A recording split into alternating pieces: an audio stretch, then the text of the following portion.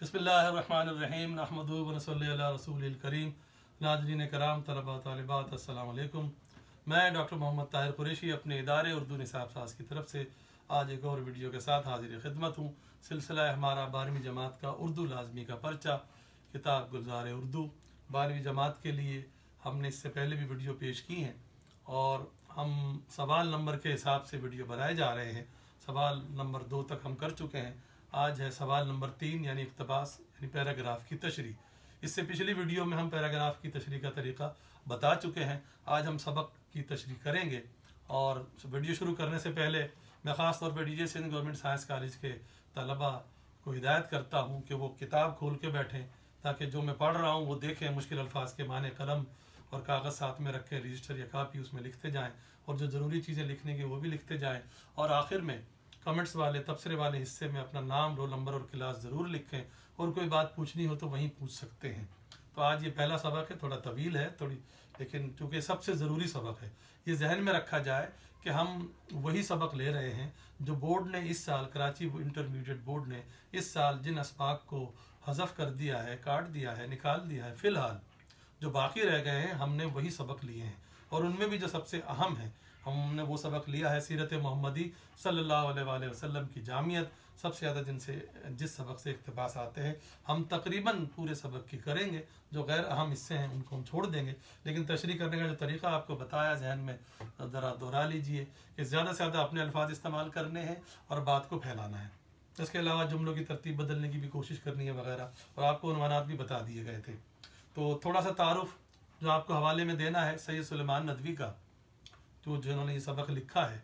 सैयद सुलेमान नदवी का आप यूँ लिख सकते हैं मशहूर आलिम दीन, शायर, अदीब, नक्काद, माहिर लिसानियात और सीरत के बहुत माफ़ कीजिए बहुत बड़े आलिम दीन, वो मैं पहले भी कह चुका हूँ, और बहुत बड़े आलिम दीन शिबली नौमानी के शागिर्द, उनके सबसे अजीज़ शागिर्द जिस पर खुद शिबली को फ़ख्र था। तो ये उनकी तहरीर है और ये तहरीर असल में खुतबात मदरास से ली गई है। यह आपको हवाले में लिखना पड़ेगा, कहीं से भी पैराग्राफ आ जाए आपका पहला जुमला होगा कि ये सबक, ये जो इबारत है, ये जो पैराग्राफ है, सबक सीरत मोहम्मदी सल्लल्लाहु अलैहि वसल्लम की जामियत से लिया गया है जो कि खुतबात मदरास से माखूज है।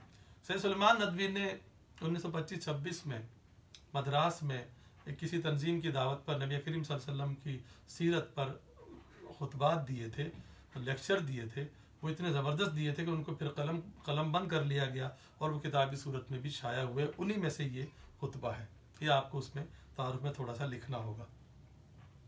अब आइए, जो तरीका आपको बताया कि हम जो ज़रूरी पैराग्राफ है हम वो करते चलते हैं, साथ साथ तशरीह करते हैं।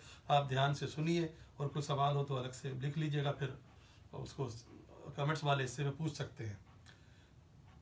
खुदा की मोहब्बत का अहल और उसके प्यार का मुस्तहिक बनने के लिए हर मज़हब ने एक ही तदबीर बताई है। इसलिए जुमले को बदलिए, शुरू मुसन्निफ़ के नाम से करेंगे, ये याद रखिए। पैराग्राफ की तशरीह हालांकि मुसन्निफ़ का आप हवाला ऊपर दे चुके हैं, उसके बावजूद पैराग्राफ की तशरीह मुसन्निफ़ के नाम से शुरू करें, ज़रा अच्छा रहता है। सैयद सुलेमान नदवी अपने इस खुतबे में कहते हैं, आपको इल्म होना चाहिए खुतबा है, लेक्चर है, ये तहरीरी शक्ल में बाद में हुआ तो आप अच्छा होगा कि इसको खुतबे का नाम ही दें कि खुतबे में कहते हैं, लेक्चर में कहते हैं, तकरीर में कहते हैं। अहल का मतलब काबिल, तदबीर, तरीका।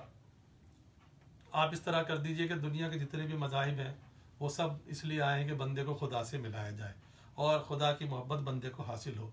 और खुदा की मोहब्बत हासिल करने के लिए हर मज़हब ने एक ही तरीका इख्तियार किया है। वो क्या?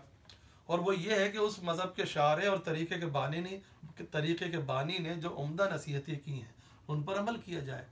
शारे शरीयत लाने वाले, शारे रस्ते को भी कहते हैं, तरीके के बानी ईजाद करने वाले। और वो ये है कि जो उस मज़हब को लेकर आया है, जिसने उस मज़हब की बुनियाद डाली है, जिसने उस मज़हब की शरीयत लोगों के सामने पेश की है, उसने जो हिदायतें की हैं, जो अच्छी हमें नसीहतें की हैं, उन पर अमल किया जाए। इस तरह अल्लाह की मोहब्बत हासिल हो जाएगी।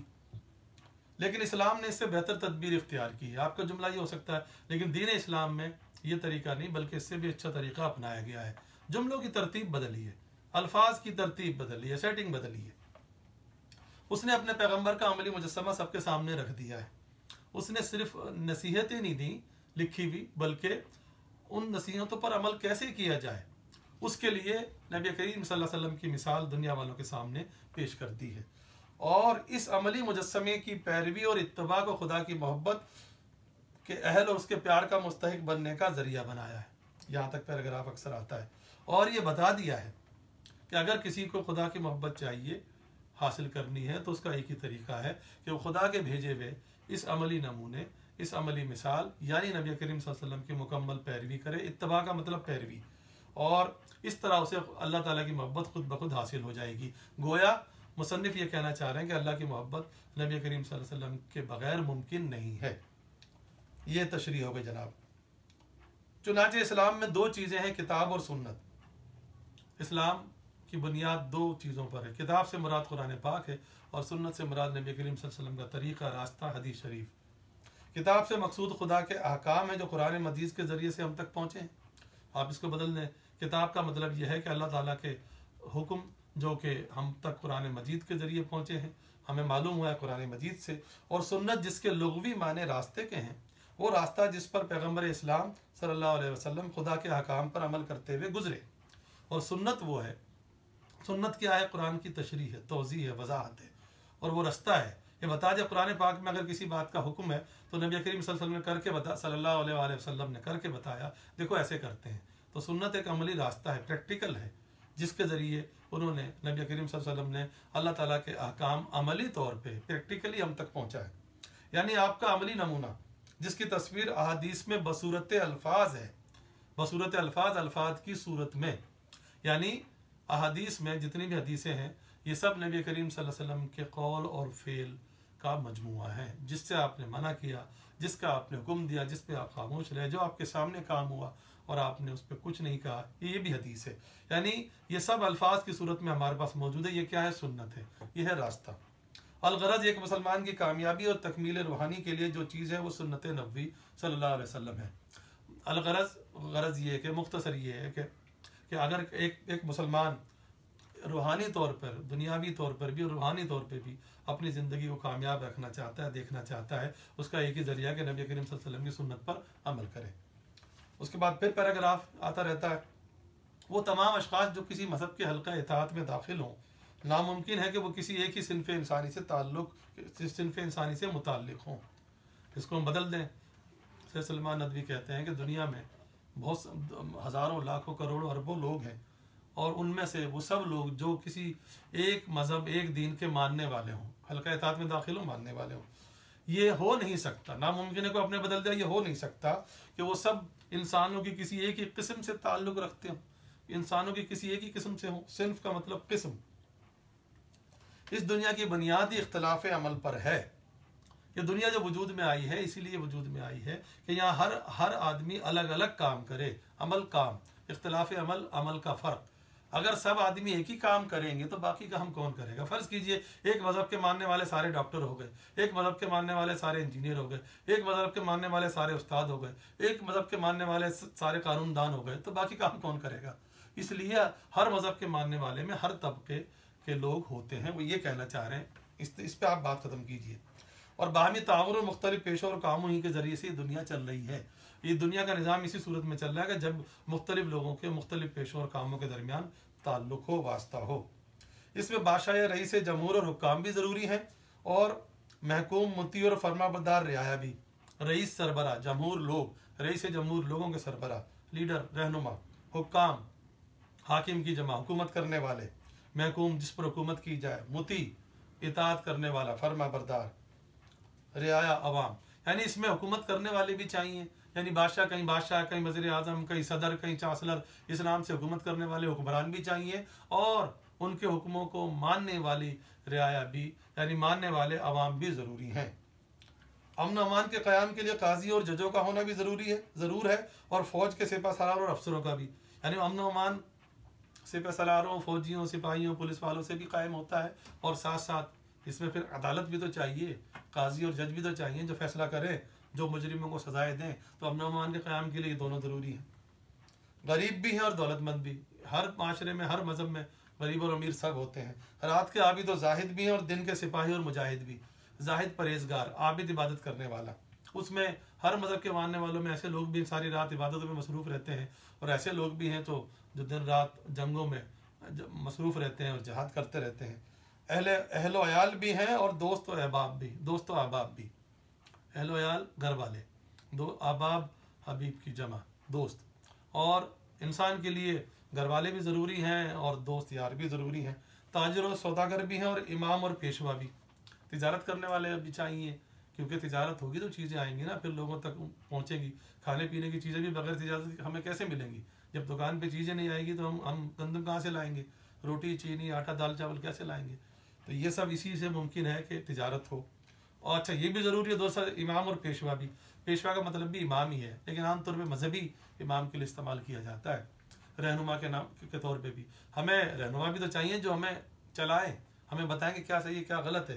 गरज अब फिर पैराग्राफ आ गया, जो पैराग्राफ है ज़रूरी हम उसकी निशानदेही करते चल रहे हैं, और ये दावत देता है तक आमतौर पर आता है। गरज इस दुनिया का नज़्म व नसक इन मुख्तलिफ असनाफ के वजूद और क़याम ही पर मौकूफ़ है, मौकूफ़ पर मुनस्सिर है। नज़्म व नसक इंतज़ाम, असनाफ किस्में, अक़साम, सिन्फ की जमा है। तो सर सैयद अहमद ख़ान ये कहते हैं इस दुनिया का निज़ाम इस बात पर चल रहा है कि यहाँ हर शख्स अलग अलग काम करे, वरना ये निज़ाम नहीं चल सकता। और इन तमाम असनाफ को अपनी अपनी ज़िंदगी के लिए अमली मुजस्समा और नमूने की ज़रूरत है। और जितने भी किस्म के लोग हैं उनको अपने लिए कोई रहनुमाई तो चाहिए।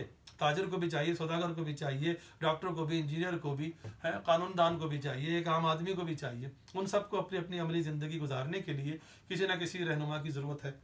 इस्लाम इन तमाम इंसानों को सुन्नत नबवी सल्लल्लाहु अलैहि वसल्लम की इत्तबा की दावत देता है। इस्लाम कहता है कि अगर तुम्हें रहनुमाई चाहिए तो आओ और रसूल करीम सल्लल्लाहु अलैहि वसल्लम की पैरवी करो, तुम्हारी रहनुमाई हो जाएगी। इस तरह अपने अल्फाज में बदल के लिखें। इसके साफ माने ये हैं कि वो मुख्तलिफ तबक़ात इंसानी के लिए अपने पैगम्बर की अमली सीरत में नमूने और मिसालें रखता है। इसके साफ माने मतलब इसका सीधा सीधा मतलब ये है कि उसने जो पैगम्बर भेजा है नबी करीम सल्लल्लाहु अलैहि वसल्लम की सूरत में, उनकी ज़ात में, उनकी शख्सियत में दुनिया के तमाम लोगों के लिए अमली मिसालें मौजूद हैं, जिनको देख कर, जिनको सीख कर वो अपनी दुनिया भी और आखिरत भी संवार सकते हैं, ज़िंदगी गुजार सकते हैं। इस्लाम के सिर्फ इसी नज़रिए से साबित हो जाता है कि पैगम्बर इस्लाम की सीरत में जामियत है। देखिए सबक का नाम यहाँ पर आ गया, सीरत में जामियत है, मुकम्मल होना, सीरत किरदार। इसी बात से ये लोगों पर वाज़ेह हो जाता है कि नबी करीम सल्लल्लाहु अलैहि वसल्लम की शख्सियत, आपकी ज़ात यकीनन फिर ऐसी होनी चाहिए कि जिसमें हर किस्म की अच्छाइयाँ मौजूद हों, हर एक के लिए नमूने मौजूद हो। यानी आपकी ज़ात तमाम खूबियों का मजमूआ होना चाहिए। यानी इंसानों के हर तबके और सिर्फ के लिए आपकी सीरत पाक में नसीहत पजीरी और अमल के लिए दर्स और सबक मौजूद हैं। वही बात हो गई कि हर शख्स खा वो कोई भी हो, किसी भी काम का हो, वो क्या भी कोई भी उसका पेशा हो, आप सल्लल्लाहु अलैहि वसल्लम की ज़ात में, आपकी सीरत में उसको अपने लिए अमली नमूना मिल जाएगा। फिर पैराग्राफ आ गया, ये भी आता रहता है और ये आखिर तक है, गुलदस्ता हो तक। एक हाकिम के लिए महकूम की ज़िंदगी, एक महकूम के लिए हाकिम की ज़िंदगी, एक दौलतमंद के लिए गरीब की ज़िंदगी और एक गरीब के लिए दौलतमंद की ज़िंदगी कामिल मिसाल और नमूना नहीं बन सकती। कोई मुश्किल लफ्ज़ नहीं है, सीधी सी बात है। सर सैयद के माफ़ कीजिए सर सलमान नदवी कहते हैं कि मिसाल और नमूना एक जैसी किस्म में देखा जाता है। आप इस बात को यूँ समझ लीजिए, समझाने के लिए कह रहा हूँ, अगर कोई अच्छा क्रिकेटर बनना चाहता है तो वो अपना आइडियल, अपना मिसाल किसको बनाएगा? किसी क्रिकेटर को बनाएगा, किसी हॉकी वाले को तो नहीं बनाएगा, किसी फुटबॉल वाले को तो नहीं बनाएगा, किसी स्नूकर वाले को तो नहीं बनाएगा। इसका मतलब है कि मिसाल भी उसी के तबके से होनी चाहिए, इस बात को समझिए। तो एक हाकिम, एक बादशाह के लिए मिसाल कौन होगा? दूसरा कोई बादशाह। एक गरीब के लिए कोई मिसाल कौन होगा? दूसरा कोई गरीब। अमीर के लिए दूसरा कोई अमीर, उसी को वो आइडियल बनाएगा ना। तो नदवी साहब यही कह रहे हैं कि मिसाल हमेशा एक जैसे तबके में होती है, आइडियल हमेशा एक जैसे तबके में बनाया जाता है। ये कभी नहीं हो सकता कि हाकिम के लिए हो, यानी हुक्मरान के लिए रियाया की ज़िंदगी में कोई मिसाल हो, और इसी तरह ये भी नहीं हो सकता कि रियाया की ज़िंदगी में यानी रियाया अपने लिए मिसाल हाकिमों से ढूंढे। इसी तरह गरीब की ज़िंदगी को अगर गरीब अपनी ज़िंदगी को मिसाली बनाना चाहता है तो उसको अपने जैसे किसी गरीब को देखना होगा। अगर वो अमीर को देखेगा तो वो मिसाल गलत होगी, क्योंकि ये मुकम्मल नमूना नहीं बन सकती। कामिल का मतलब मुकम्मल। इसलिए ज़रूरत है कि आलमगीर और दायमी पैगम्बर सल्लल्लाहु अलैहि वसल्लम की ज़िंदगी इन तमाम मुख्तलिफ मनाजिर के रंग बरंग फूलों का गुलदस्ता हो। नदवी साहब शायर भी हैं, तो ये ज़रूरी नहीं है कि मिसालें और तशबीहात सिर्फ शायर ही देते हैं, वो नसर में भी शायराना मिसाल दे सकते हैं। तो नदवी साहब ने शायराना मिसाल दी है समझाने के लिए, आलमगीर पूरी दुनिया के लिए, दायमी हमेशा के लिए। तो वो कह ये रहे हैं कि इसलिए ये इस बात की ज़रूरत है कोई ऐसा पैगम्बर हो जो एक तो दायमी हो, यानी हमेशा के लिए हो। ये नहीं कि एक सदी के लिए था, दूसरी सदी के लिए नहीं, तीसरी सदी के चौथी के लिए नहीं। एक तो उसकी तालीमात ऐसी हों जो हर दौर के लिए हों, ऐसा पैगम्बर चाहिए। और फिर हर दौर के लिए हों और पूरी दुनिया के लिए हों। पैगम्बर इस्लाम सल्लल्लाहु अलैहि वसल्लम कह तो दिया जाता है, और लेकिन नबी करीम सल्लल्लाहु अलैहि वसल्लम सिर्फ अरब के लिए नहीं आए, आप सल्लल्लाहु अलैहि वसल्लम पूरी दुनिया के लिए आए, बल्कि तो सही मानों में कायनात के लिए रहमतल लिल आलमीन बनकर आए। तो ऐसे पैगम्बर की ज़रूरत है जो एक तो सारी दुनिया के लिए हो और दूसरे उसकी तालीमात हमेशा के लिए हों, एक दो सदियों के लिए ना हो, और उसकी ज़ात में, उसके किरदार में तमाम खूबियाँ इस तरह मौजूद हों जिस तरह एक अच्छे गुलदस्ते में हर रंग का फूल होता है। गुलदस्ता कहते हैं उसी को जिसमें ज़्यादा फूल हो। गुलदस्ते दो किस्म के होते हैं, एक ही रंग के फूल का और मुख्तलिफ रंगों का। तो यहाँ मुराद है मुख्तलिफ रंगों के फूल, मुख्तलिफ रंगों के फूल हों, यानी मुख्तलिफ रंगों का गुलदस्ता हो। अच्छा, फूलों का गुलदस्ता कहना बहुत ख़राबी है, गलत बात है। जो अक्सर लोग फूलों का गुलदस्ता कह देते हैं, भाई गुलदस्ते का मतलब ही यही है, उसके अंदर फूलों का इजाफा करने का मतलब क्या है? फूलों का गुलदस्ता कहना गलत है। आगे चलिए, इसके बाद हम एक पैराग्राफ छोड़ के, क्योंकि उसके अंदर ऐसी बात नहीं है जो आती हो। उसके बाद जो है यहाँ से लेकर पूरा सफ़ा नंबर 73, ये इस मुतअद्दिद पैराग्राफ हैं एक साथ है, तो इसलिए वो हम पूरा पढ़ेंगे। गरज एक ऐसी शख्सी ज़िंदगी जो हर ताइफ़ा इंसानी और हर हालत इंसानी के मुख्तलिफ मज़ाहिर और हर किस्म के सही जज्बात और कामिल अखलाक का मजमुआ हो, सिर्फ मोहम्मद रसूलुल्लाह सल्लल्लाहु अलैहि वसल्लम की सीरत है। ये बात हो चुकी है। ताइफ़ा ग्रुप ताइफ़ा इंसानी, इंसानों के हर जमात, हर हालत इंसानी, मतलब ना सिर्फ जमात के लिए बल्कि इंसान के मुख्तलिफ हालतों के लिए भी। मतलब इंसान ये भी तो चाहता है कि उसको ये मालूम हो कि मैं खाऊँ कैसे, मैं कपड़े कैसे पहनूँ, मैं सोऊँ कैसे, लोगों के साथ मालूम बात कैसे करूँ, मैं गुस्सा कैसे हूँ, मैं खुश कैसे हूँ। तो हर चीज़ के लिए नबी करीम सल्लल्लाहु अलैहि वसल्लम की ज़ात में नमूना है। यानी नमूना दो सतहों पर है। एक तो पेशावराना नमूना है कि हर, यानी कोई ताजिर है वो तिजारत कैसे करे, आपकी ज़ात में नमूना है। कोई काजी है वो कैसे करे, आपकी ज़ात में नमूना है। ये तो होगी पेशावराना। एक है ज़ातिया, एक ज़ाती जो इंसान अमाल सर अंजाम देता है, खाता पीता, उठता बैठता, सोता लेटता है, गुस्से होता है, नाराज़ होता है, खुश होता है, बरहम होता है। इन सारी बातों में भी नमूना उसको चाहिए कि मैं कैसे गुस्सा हूँ, मैं कैसे खुश हूँ, कैसे अखलाकी बर्ताव करूँ, कैसे अच्छा बर्ताव करूँ, माफ़ कीजिए। तो ये इसके लिए भी तो नमूना चाहिए। तो नबी करीम सल्लल्लाहु अलैहि वसल्लम के साथ ज़ात पाक दोनों के लिए नमूना है, यानी पेशा वराना लोगों के लिए भी कि किस पेशे को कैसे अपनाएं, उसमें क्या करें, और इंसान के जो ज़ाती अमाल हैं उसमें वो क्या करे, उसके लिए भी मिसाल नबी करीम सल्लल्लाहु अलैहि वसल्लम की ज़ात पाक में मिल जाएगी। अब यहाँ से पैराग्राफ शुरू होते हैं जो मुतअद्दिद हैं, हम लगातार किए जाएंगे तशरीह। अगर दौलतमंद हो तो मक्के के ताजिर और बहरैन के खजीनादार की तकलीद करो। अब नदवी साहब ने मिसालें देना शुरू कर दिया। आप शुरू इस तरह करेंगे। सैयद सुलेमान नदवी ये बात साबित करने के लिए कि नबी करीम सल्लल्लाहु अलैहि वसल्लम की ज़ात पाक में जामियत है, आपकी सीरत में जामियत है, और आपकी ज़ात हर एक के लिए मिसाली नमूना है। मिसाल देते हुए कहते हैं, ये आपको शुरू में इस तरह लिख देंगे ज़रा अच्छा लगेगा कि अगर कोई शख्स, ये तो चूंकि वो सामने बात कर रहे हैं तो सामने वाले को अगर तुम दौलतमंद हो तो, लेकिन हम तो तशरीह कर रहे हैं तो हम तो इसको अमूमी कर देते हैं, जनरलाइज कर देते हैं। अगर कोई शख्स दौलतमंद के बजाय अमीर लिख दें। अगर कोई शख्स मालदार है और वो ये जानना चाहता है कि दौलत के साथ ज़िंदगी कैसे गुजारी जाती है, दौलत के साथ किस किस्म का बर्ताव करना चाहिए, तो उसे चाहिए, उन्होंने दो मिसालें दी हैं, मक्के के ताजिर और बहरैन के खजीनादार की तकलीद करो। खजीनादार, खजीना खजाना, खजीनादार खजाने वाला, खजाने का मालिक, तकलीद करो, पैरवी करो। अगर कोई अमीर ये चाहता है कि दौलत को कैसे सर्फ किया जाए तो उसको चाहिए नबी करीम सल्लल्लाहु अलैहि वसल्लम की ज़ात में मिसालें देखे। दो मिसालें दी गई हैं, आपको इसी तरह लिखनी पड़ेंगी थोड़ा मुख्तसर करके, कि जब आप सल्लल्लाहु अलैहि वसल्लम तिजारत करते थे तो आपने दौलत को कभी फजूल कामों में खर्च नहीं किया, नाजायज़ मुनाफा नहीं कमाया। ये आज करके दौलतमंदों को करना चाहिए। इसी तरह जब एक दफ़ा बहरैन का ख़जाना आपके कब्ज़े में आ गया, आपकी खिदमत में पेश किया गया, तो आपने उसको ज़ाती खर्च नहीं किया बल्कि उसको आवाम पर खर्च किया। तो आज के दौलतमंदों को भी करना चाहिए। इसी तरह मिसाल देंगे, अगर गरीब हो तो शेब अबू तालिब के कैदी और मदीने के मेहमान की कैफियत सुनो।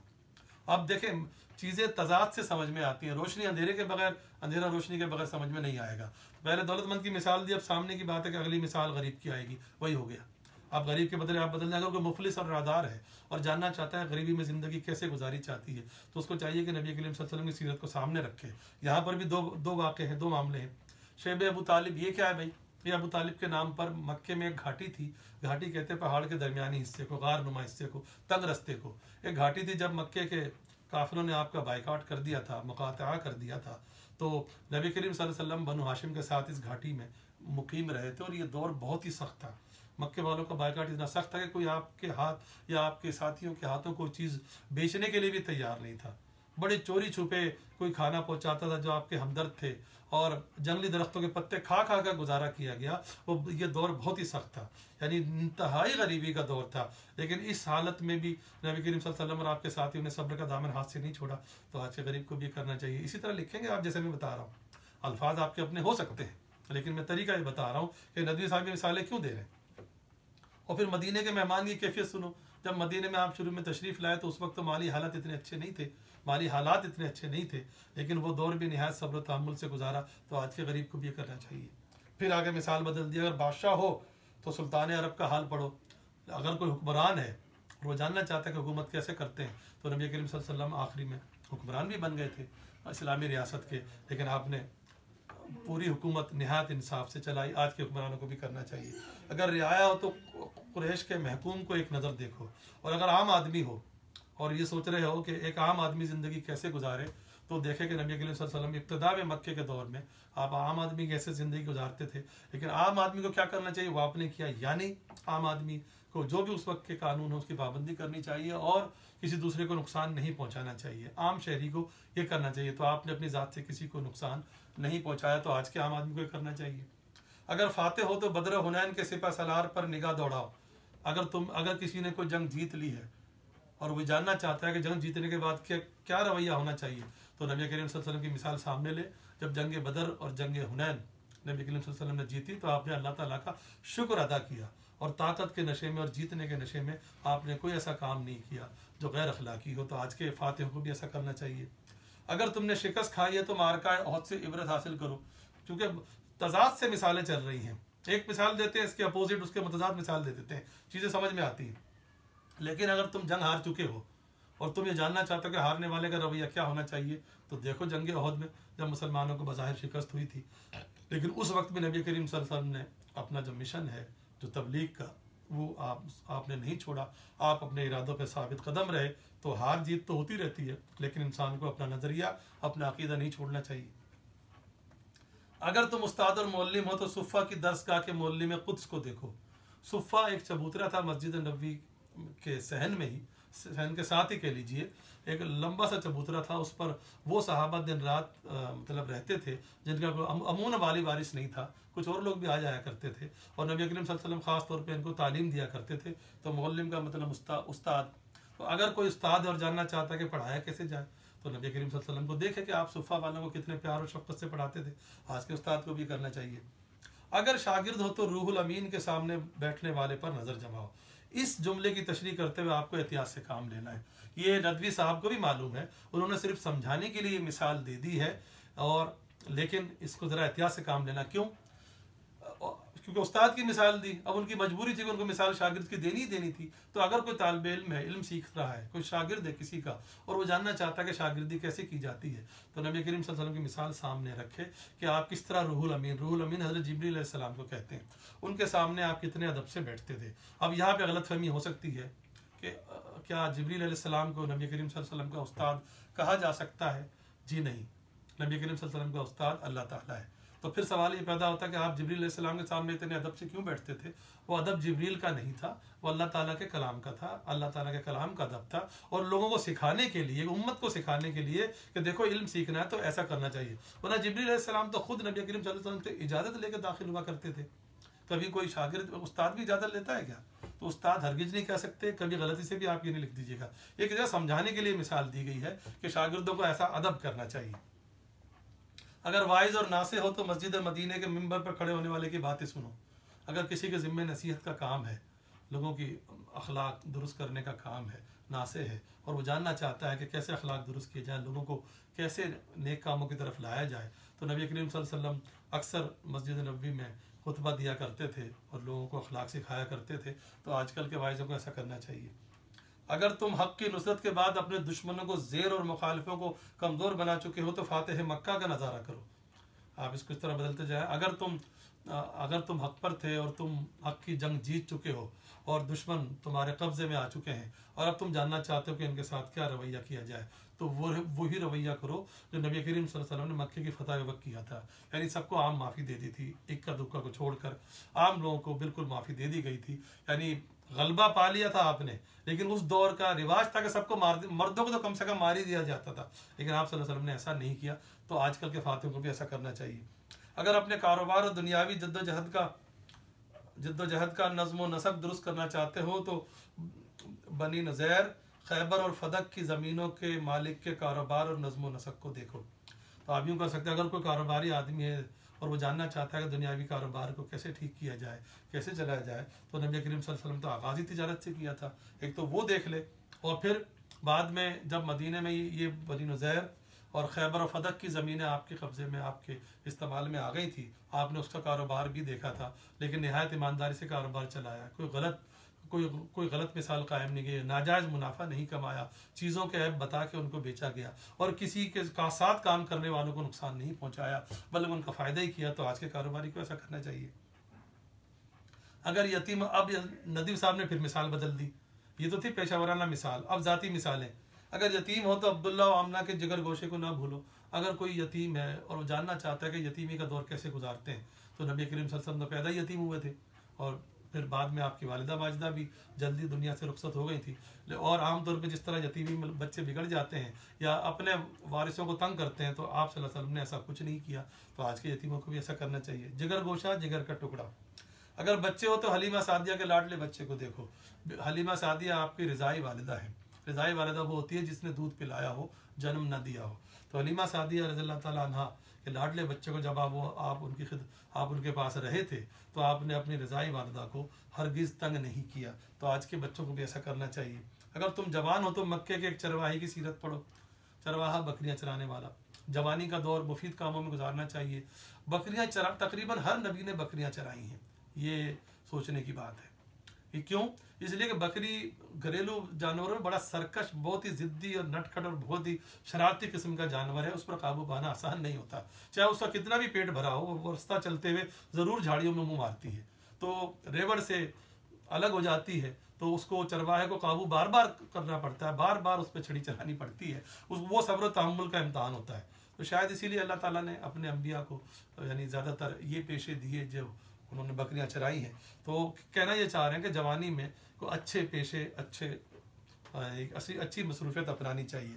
अगर सफ़री कारोबार में हो तो बसरा के कारवां सालार की मिसालें ढूंढो। अगर किसी कारोबार ऐसा है कि जिसमें उसको सफ़र करना पड़ता है और वो जानना चाहता है कि इसमें क्या किया जाए, कैसे तिजारत की जाए, तो नबी करीम सल्लल्लाहु अलैहि वसल्लम की मिसाल दो। वो देखे कि आप किस तरह पूरे काफ़िले लेके जाया करते थे। पहले काफ़िला जाता था और उनका कोई ना कोई सरबराह भी होता था, कारवां काफ़िला सालार सरबराह। तो आप कई काफ़िलों के सरबराह भी बने और जितने भी काफ़िले आपकी सरबराही में जाते थे सब बड़ी खुशी खुशी वापस आते थे, क्योंकि आप सारे मामलात बहुत ही अच्छी तरीके से किया करते थे और नाजायज़ मुनाफा ना खुद कमाते थे ना दूसरों को कमाने देते थे, और उसके बावजूद भी अच्छा मुनाफा आप लोगों को मिलता था। तो आज के कारोबारी को भी ऐसा करना चाहिए। अगर अदालत के काजी और पंचायतों के सालिस हो तो काबे में नूर आफ्ताब से पहले दाखिल होने वाले सालिस को देखो जो हजर असवद को काबे के एक गोशे में खड़ा कर रहा है। पंचायत जो ख़ानदान या कबीले या बिरादरी के बड़े बुजुर्ग जो एक अपनी अदालत लगा लें उसको पंचायत कहते हैं। सालिस का लफ्ज़ी मतलब है तीसरा आदमी। यहाँ मुराद है कि हल करने वाला, मामला दुरुस्त करने वाला, सुलह सफाई करने वाला। नूर आफ्ताब सूरज की रोशनी। हजर असवद वो काला स्याह पत्थर, असवद कहते हैं काले को, हजर पत्थर को।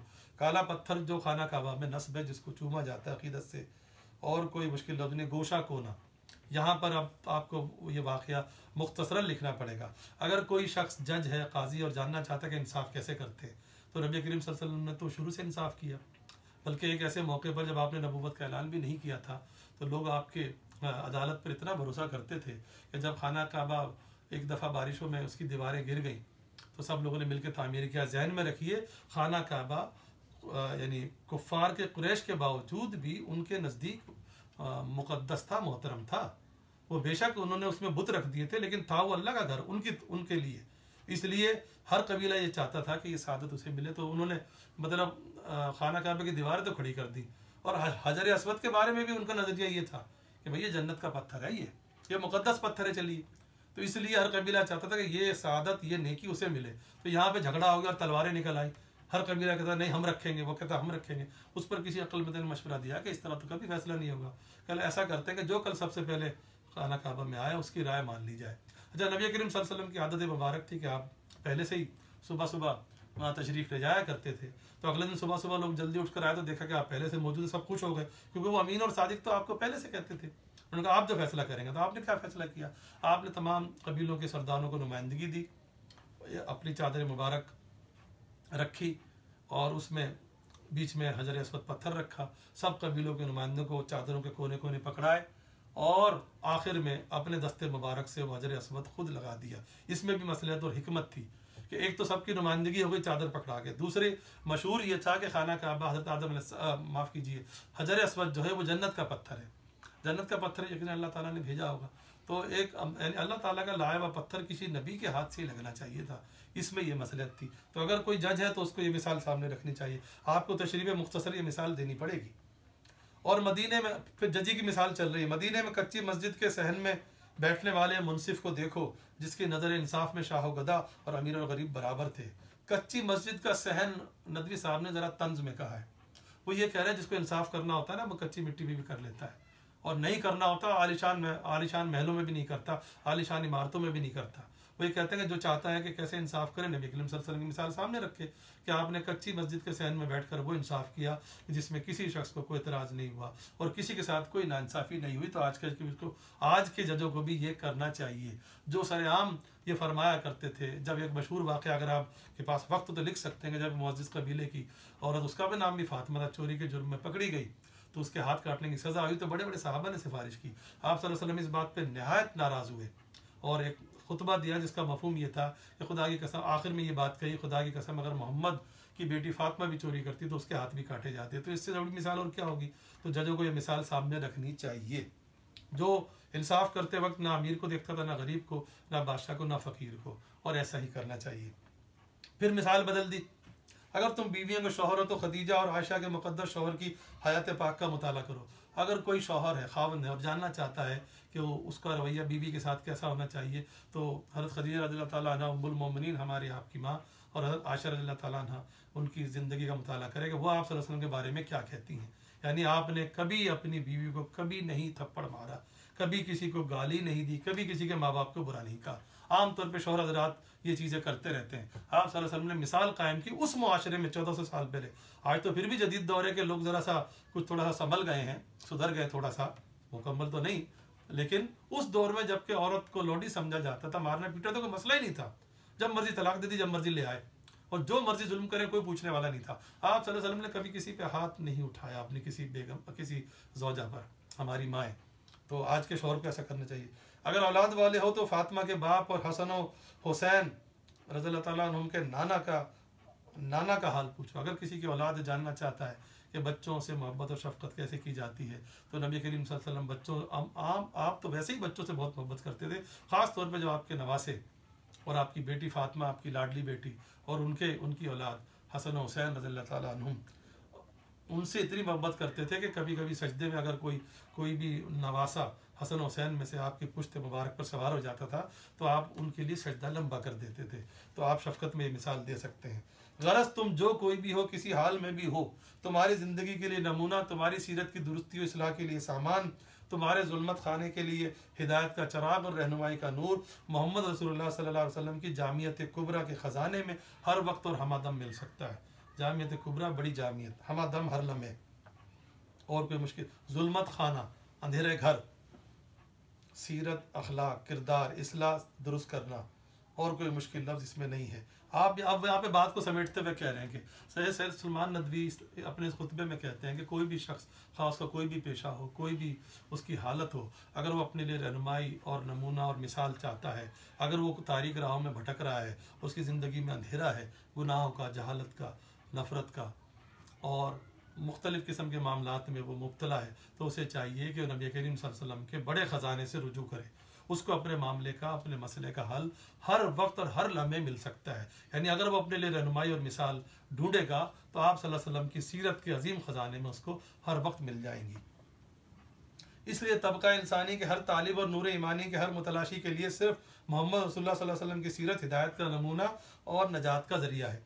तबका इंसानी, इंसानों के हर तबके के हर तालिब चाहने वाला, नूर ईमानी, ईमान के नूर, मुतलाशी तलाश करने वाला, और कोई मुश्किल लफ्ज़ नहीं है। इसलिए इंसानों के हर तबके में अगर कोई शख्स अपने लिए रहनुमाई चाहता है, हिदायत की रोशनी चाहता है, तो वो सिर्फ़ और सिर्फ नबी करीम सल्लल्लाहु अलैहि वसल्लम के दरबार में मिलेगी और कहीं नहीं मिलेगी। आगे चल के नदवी साहब ने एक दिलचस्प मिसाल दी है बात को समझाने के लिए। ये पैराग्राफ भी बहुत आता है, यहाँ से शुरू कीजिए। मार्केट है तक, जिसकी निगाह के सामने मोहम्मद रसूलुल्लाह सल्लल्लाहु अलैहि वसल्लम की सीरत है। आप शुरू करेंगे, सैयद सलमान नदवी लिखते हैं कि जो शख्स भी नबी करीम सल्लल्लाहु अलैहि वसल्लम की सीरत पाक का मुताला करता है तो वो सिर्फ आप सल्लल्लाहु अलैहि वसल्लम की सीरत का मुताला नहीं कर रहा, बल्कि उसके सामने नूह, इब्राहीम, अय्यूब, यूनुस, मूसा और ईसा अलैहिस्सलाम सब की सीरतें मौजूद है। मिसाल के तौर पे उन्होंने 6 नबियों का नाम लिया है। आप इन 6 नबियों को अलग अलग जुमलों में लिख दें, वो तशरीह भी लंबी हो जाएगी। कैसे?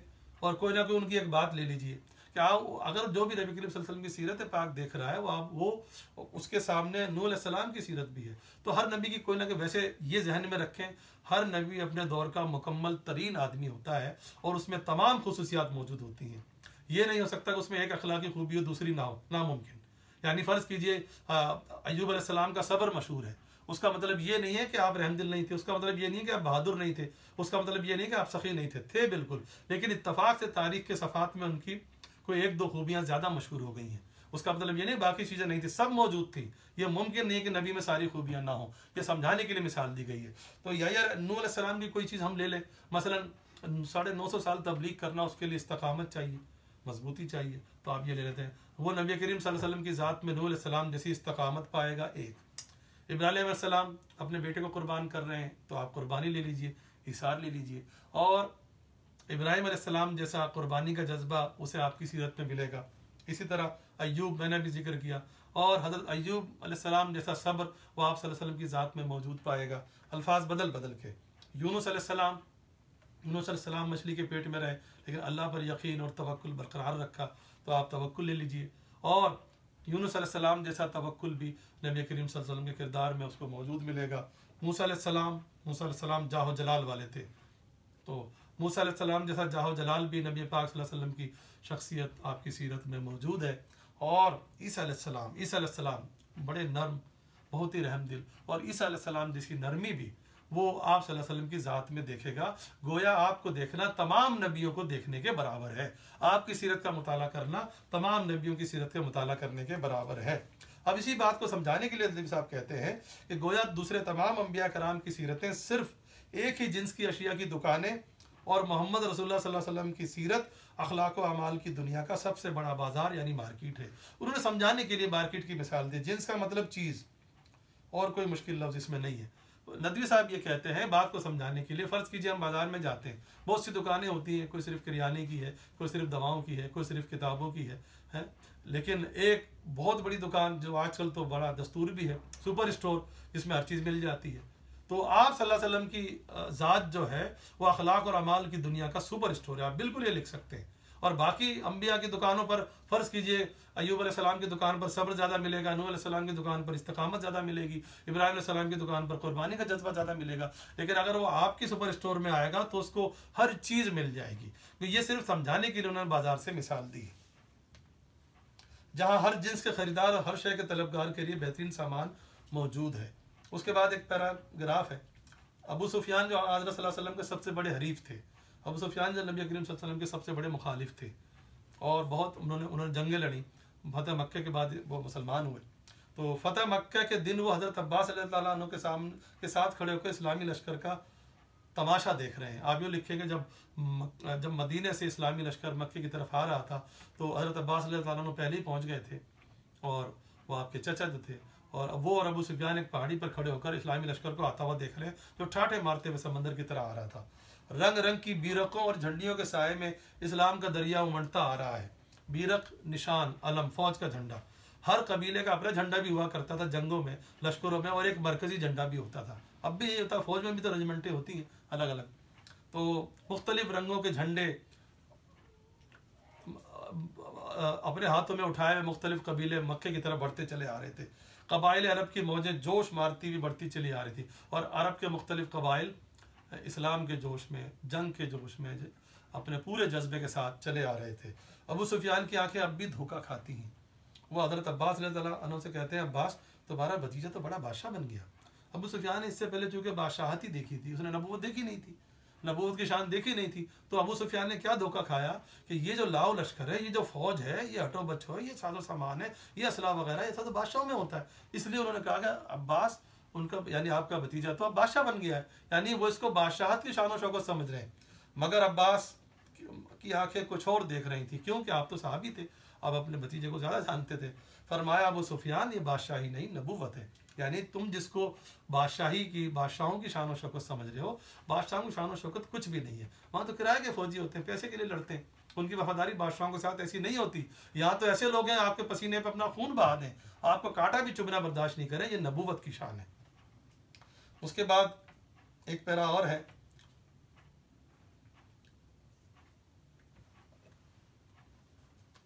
सफ़ा नंबर 75 पर। दोस्तों, अगर तुम मुताला फितरत के बाद यकीन रखते हो कि दुनिया इंसानी मिजाजों और इंसानी सलाहियतों और इस्तेदादों के इख्तलाफ का नाम है, तो यकीन करो कि मोहम्मद रसूलुल्लाह सल्लल्लाहु अलैहि वसल्लम की जामे शख्सियत के सिवा इसका कोई आखिरी और दायमी और आलमगीर रहनुमा नहीं हो सकता। मुताला फितरत, नेचर का मुताला है, स्टडी ऑफ नेचर, यानी आसपास अगर तुमने दुनिया देखी है और ये जानते हो कि ये दुनिया में हर इंसान अलग अलग शख्सियत रखता है, उसका मिजाज अलग होता है और सबकी सलाहियतें और इस्तेदाद का मतलब भी सलाहियत ही होता है और अलग अलग होती है, उनके इख्तलाफ का नाम है, उनके फ़र्क का नाम है। तो सिर्फ नबी करीम सल्लल्लाहु अलैहि वसल्लम की ज़ात पाक ऐसी है जो सबके लिए यकसा तौर पर रहनुमाई कर सकती है। अच्छा, उसके बाद जो पैराग्राफ हैं आयत के बाद वो ही हैं, तो तकरीबन जो पहले आ चुके हैं, इसलिए उनकी मतलब तशरीह की वो ज़रूरत नहीं है। तकरीबन एक दो लफ्ज़ के फ़र्क के साथ वही सफ़ा नंबर 73 पर आ चुके हैं। तो इस तरह आज सबक सीरत मोहम्मदी सल्लल्लाहु अलैहि वसल्लम की मुकम्मल तशरीह आपकी खिदमत में पेश की गई। इंशाअल्लाह अगली वीडियो में हम मज़ीद तशरीहात के साथ हाजिर होंगे। बहुत शुक्रिया। तो 5 घंटे